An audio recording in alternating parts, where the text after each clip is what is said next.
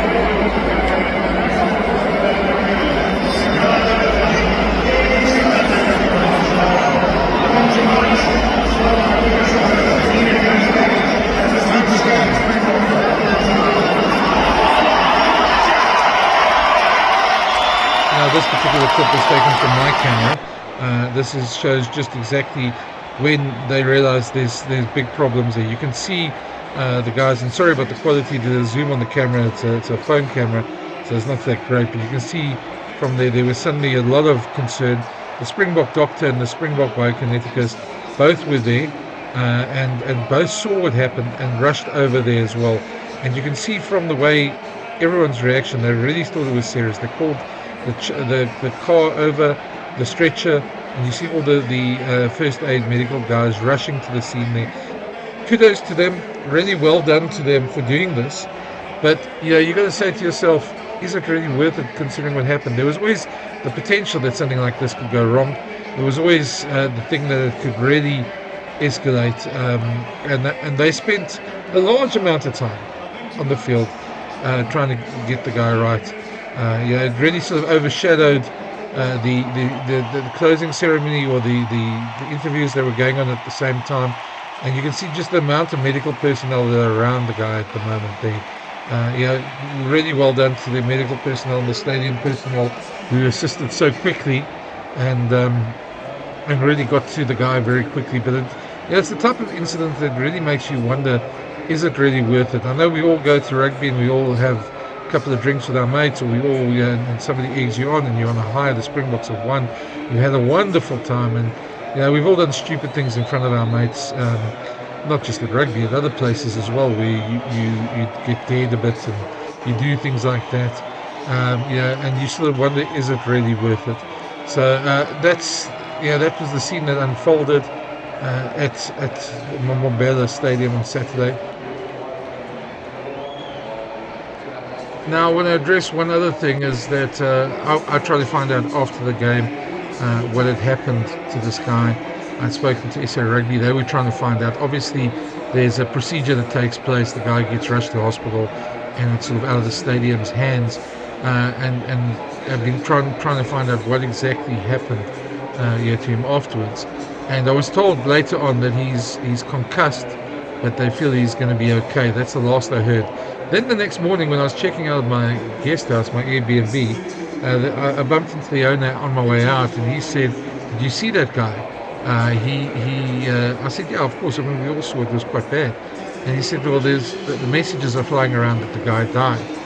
Now, as far as I've been trying to find out, there's no truth in those rumors. And, that's another thing. We shouldn't be spreading rumors around these sort of things when we don't know what the truth is.